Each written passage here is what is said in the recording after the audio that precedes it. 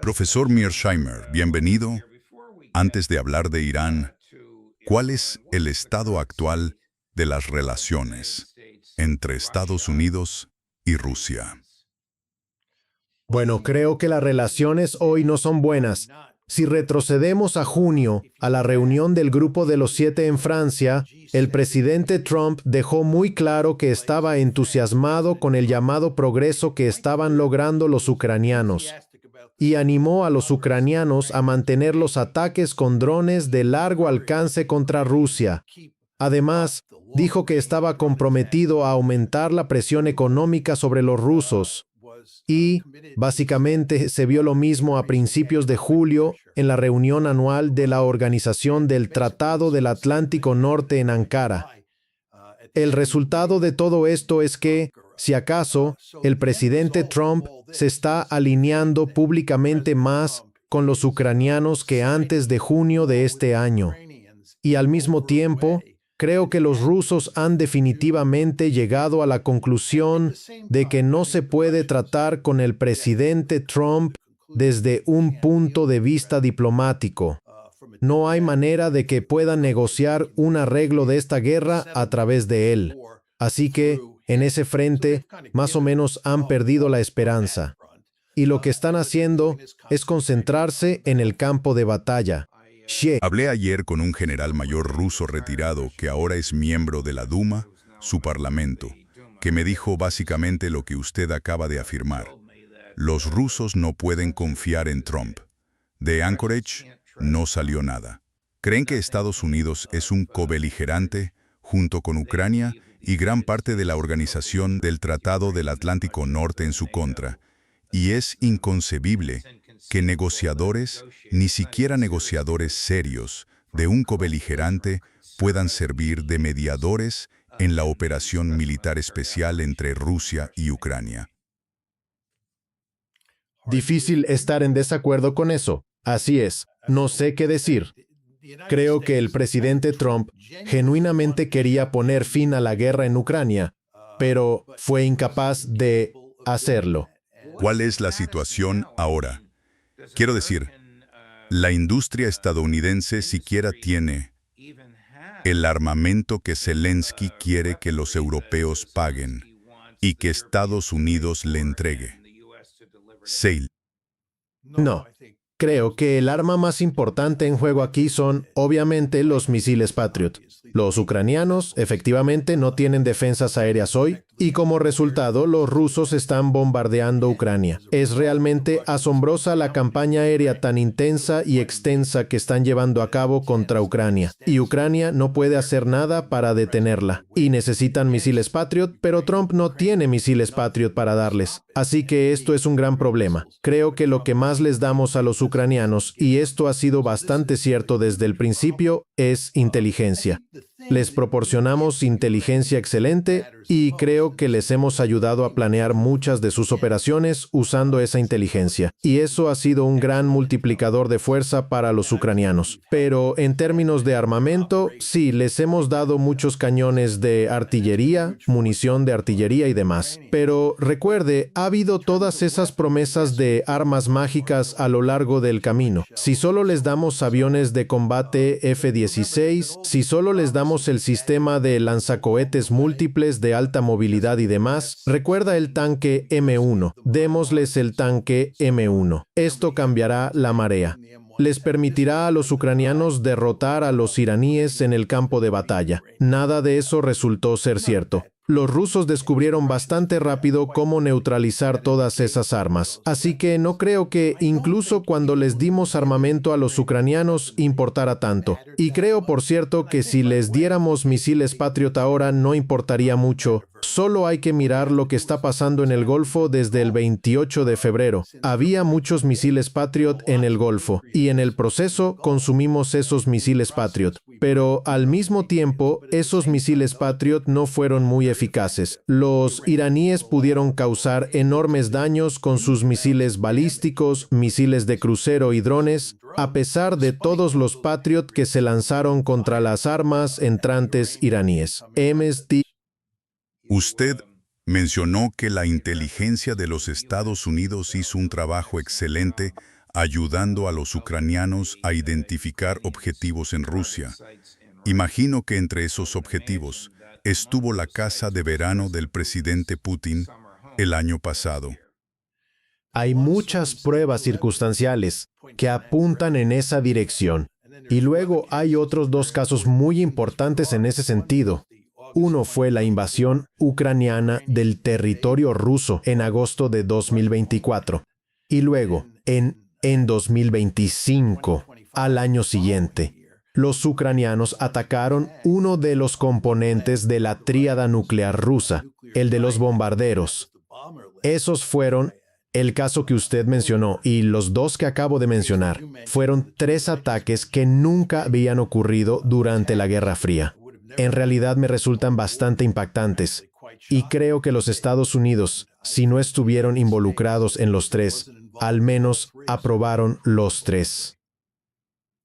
¿Existe alguna relación significativa entre los dos gobiernos ahora, aparte de alguna llamada ocasional entre Sergei Lavrov y Marco Rubio?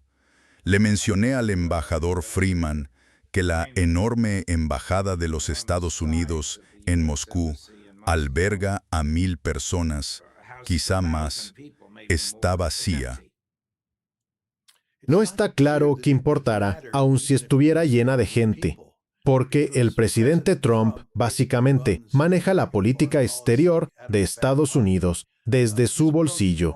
Su enfoque de la política exterior me recuerda mucho a aquel dicho tan famoso de Luis XIV, que fue rey de Francia en su época.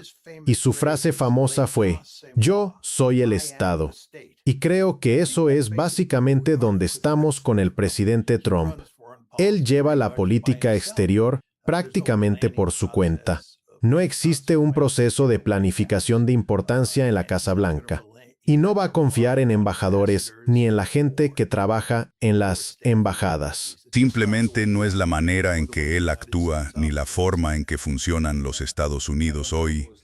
Sí, no sé si fue Luis XIV o Luis XV. Supongo que su hijo, quien dijo, «Après moi le déluge», después de mí el diluvio, anticipando la Revolución Francesa, que, claro, acabó con la ejecución del nieto del 14, Luis XVI. Pero me desvío. ¿Por qué Estados Unidos no deja de perder guerras?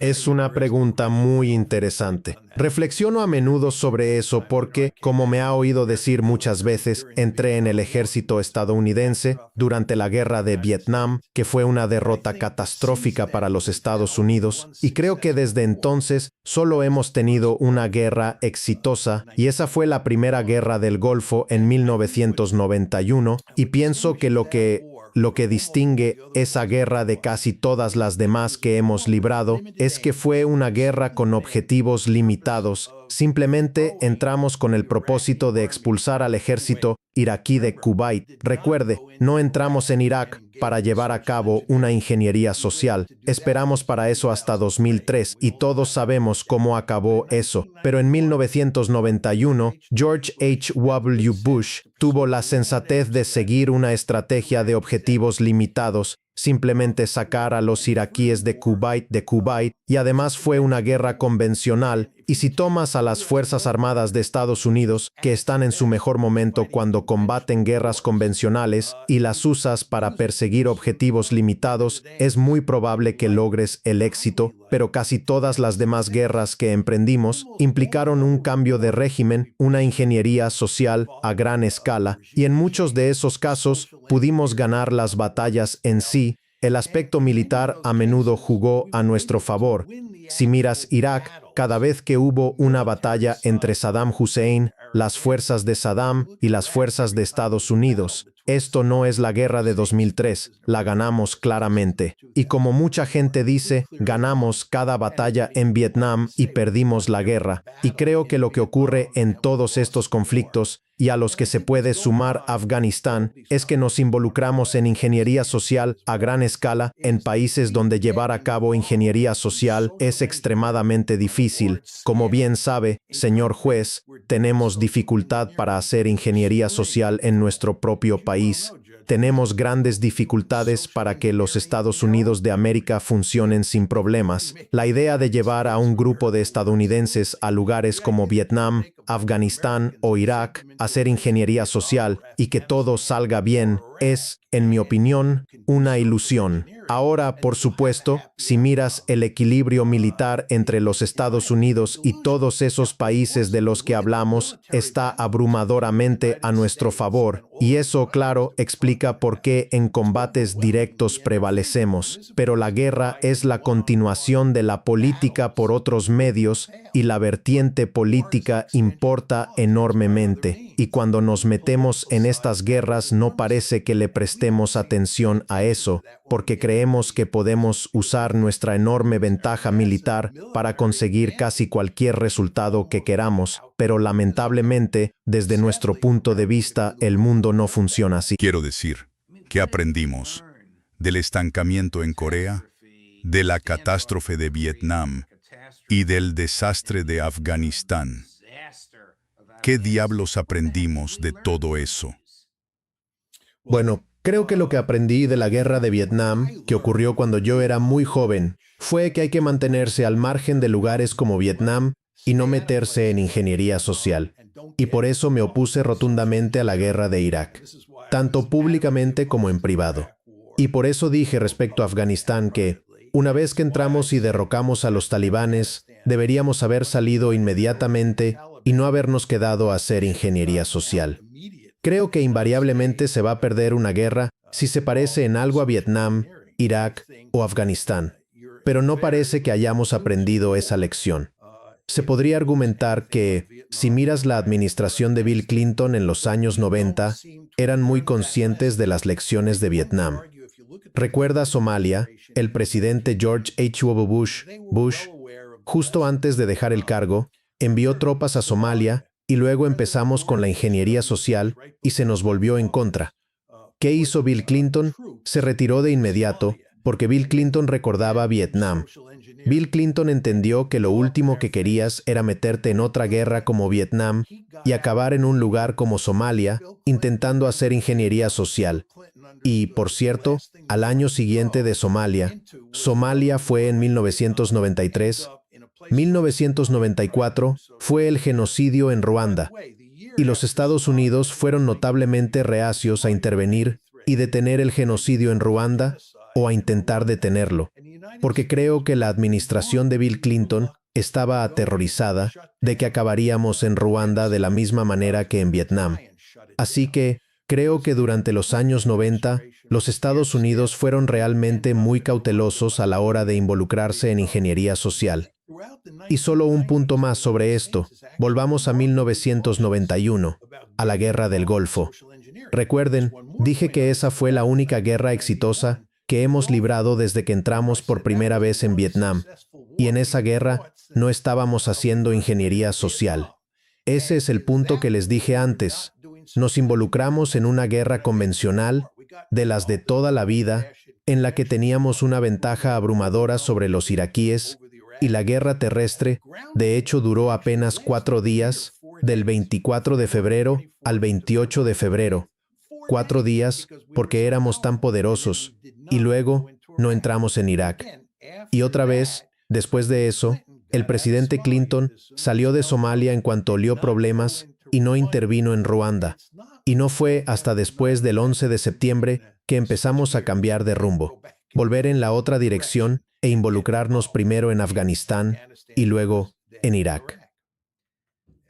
Un titular del New York Times de esta mañana dice que Donald Trump está aburrido y cansado de la guerra en Irán y desearía que no estuviéramos en los titulares, pero los iraníes no lo permiten. Quiero decir, ¿qué opciones le quedan? ¿En qué situación estamos hoy con Irán? Es una gran pregunta, y creo que no está simplemente aburrido. De hecho, no creo que esté aburrido en absoluto. Creo que está profundamente frustrado por su incapacidad para poner fin a la guerra con Irán. y creo que le preocupa mucho lo que eso significa para su futuro político y lo que significa para su reputación en adelante. Lo que ha pasado es que teníamos un memorando de entendimiento, del que hemos hablado muchas veces en el programa, que se firmó el 17 de junio. Y el objetivo principal del memorando de entendimiento era detener los combates, conseguir un alto el fuego, primero, y luego, segundo, abrir el estrecho, y luego íbamos a negociar toda una serie de asuntos importantes, siendo el nuclear el más destacado, pero también temas como sanciones, reparaciones, activos congelados y quién controlaría el estrecho en adelante. ¿Se les permitiría a los iraníes cobrar peajes o tarifas? Había todo tipo de temas que se iban a negociar una vez que hubiéramos logrado el alto el fuego y se abriera el estrecho.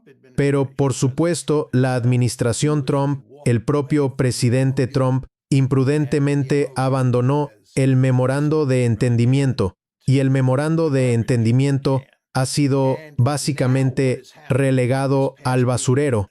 Y ahora, lo que ha pasado este fin de semana, el 8 de agosto, es que los iraníes presentaron una nueva serie de demandas y básicamente han dicho que cada uno de esos asuntos que íbamos a negociar en el memorando de entendimiento debe resolverse por adelantado, de modo que Estados Unidos tenga que pagar reparaciones. Estados Unidos tiene que descongelar los activos. Estados Unidos tiene que levantar todas las sanciones, incluso antes de que los iraníes abran el estrecho de Hormuz. Piénsenlo un momento. No va a haber ninguna negociación sobre ninguno de los muchos asuntos que están sobre la mesa. Los iraníes exigen que cedamos en cada uno de los asuntos antes de que estén dispuestos a abrir los peajes, es decir, antes de que estén dispuestos a abrir el estrecho. Esto es realmente bastante notable. No entiendo cómo el presidente Trump puede aceptar estas exigencias. Otro punto que quiero señalar y que creo que muchos no ven es que el tema nuclear ha sido básicamente apartado y el presidente Trump incluso ha hablado de lograr un acuerdo para abrir el estrecho y dejar de lado el asunto nuclear.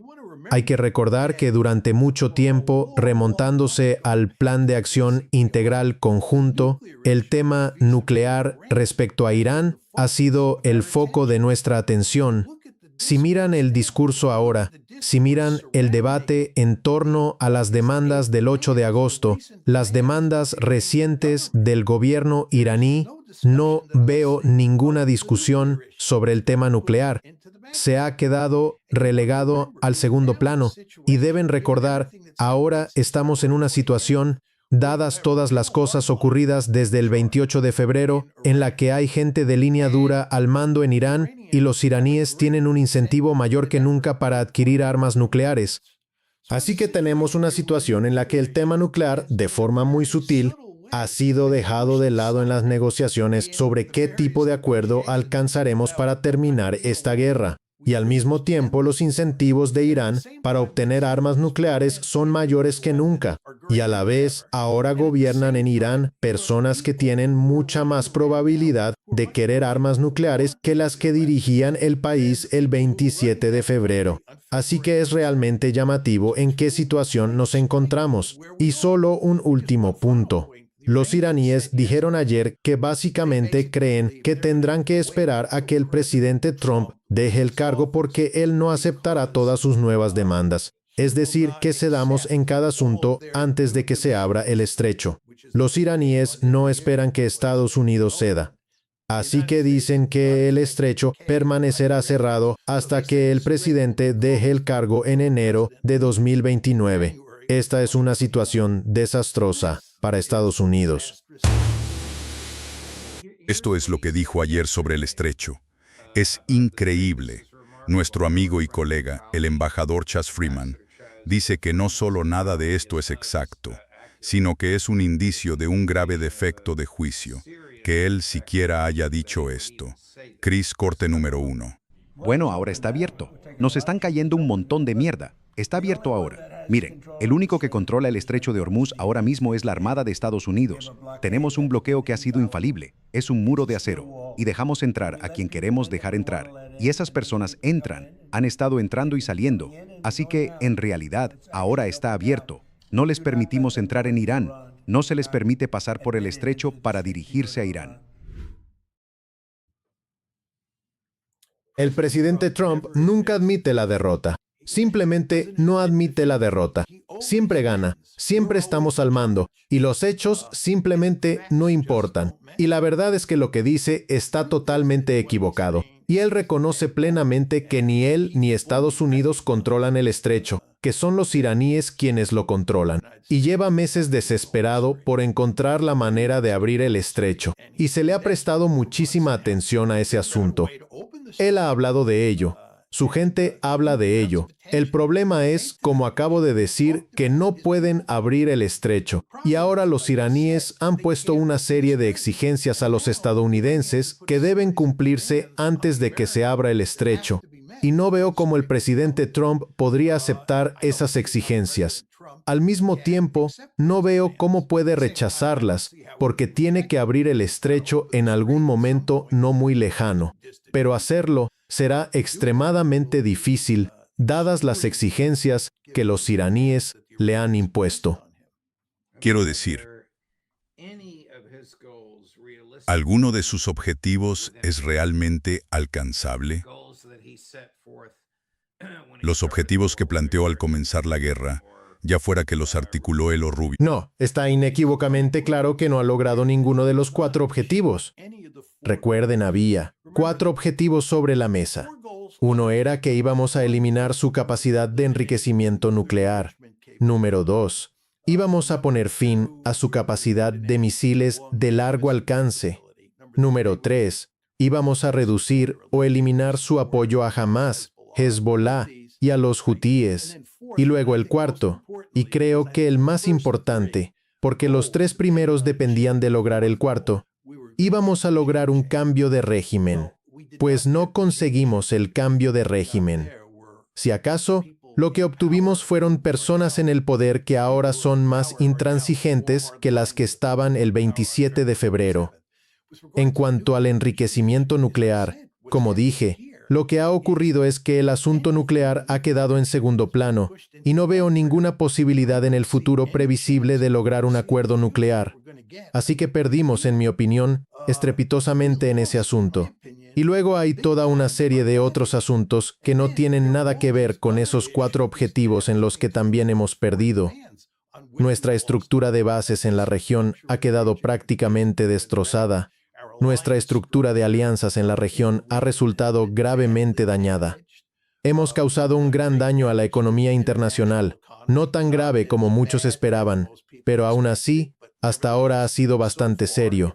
China se ha beneficiado enormemente a nuestra costa de esta crisis o de esta guerra en el Golfo.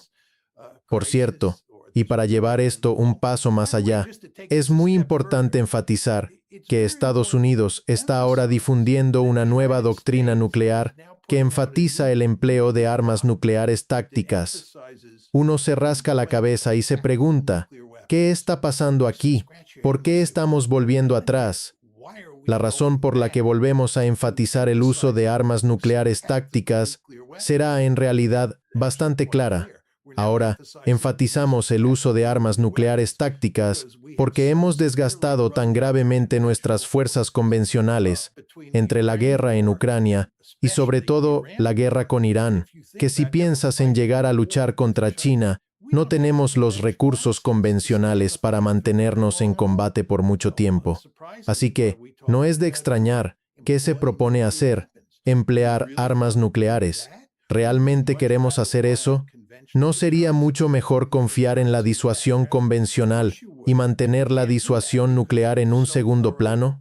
Por supuesto que sí, pero no pueden hacerlo porque han agotado por completo su arsenal convencional. Así que no es de extrañar que ahora hablemos de depender más en el futuro de las armas nucleares, especialmente de las tácticas. Esto demuestra en qué apuros nos ha puesto esta guerra en Irán, que vamos a perder. Y, por cierto, también vamos a perder la guerra en Ucrania. Tendremos dos grandes derrotas en nuestro historial en poco tiempo. Pesas esas asunto. Así es. Además de todo eso, hemos perdido la confianza de todo el mundo. Todo el mundo. No hay duda al respecto. Última pregunta. ¿Te sorprendió que el primer ministro Netanyahu públicamente podría haberlo hecho por teléfono, repudiara el llamado acuerdo de desarme que Trump proponía entre Hamás y las fuerzas de defensa de Israel? Para nada. La realidad es que el primer ministro Netanyahu y prácticamente todo su gobierno están empeñados en crear un gran Israel formado básicamente por judíos israelíes, y lo último que quieren es un gran Israel poblado por un gran número de palestinos. Así que lo que han estado haciendo en Gaza, como hemos discutido muchas veces en este programa, es llevar a cabo un genocidio cuyo objetivo es limpiar étnicamente a los palestinos de Gaza, expulsarlos de Gaza, y si ves los pogromos que están perpetrando en la Cisjordania, está claro que también intentan una limpieza étnica allí. Así que la idea de que los israelíes aceptarían un acuerdo que les pidiera abandonar Gaza y, en efecto, devolverla a los palestinos es simplemente impensable desde el punto de vista israelí. No va a pasar. No había forma de que Netanyahu aceptara ese acuerdo y él lo sabe perfectamente. Tenía que dejarlo claro al público israelí porque, recuerda, hay elecciones pronto, creo que en octubre de este año, en Israel, y el primer ministro Netanyahu está en problemas políticos. Tenía que dejarlo claro a todos los israelíes que se oponía rotundamente al acuerdo que el Consejo de la Paz y, en última instancia, el presidente Trump estaban impulsando. Así que creo que por eso ha sido tan público al respecto, pero independientemente de si lo ha tratado en público o en privado, la realidad es que él, ningún líder israelí que yo conozca, aceptará un acuerdo que implique ceder Gaza o la Cisjordania. Uno se pregunta por qué Trump siquiera ofreció eso y por qué sus asesores no le advirtieron de la futilidad de hacer tal propuesta. Otro tema para otra ocasión. Profesor Mearsheimer, otra gran conversación. Muchas gracias, amigo mío. Hablamos de todo, pero tú fuiste muy a fondo y sé que se valoró mucho. Nos vemos pronto. Sin duda. Espero con ganas nuestra próxima charla. Gracias, profesor. Todo lo mejor. En breve.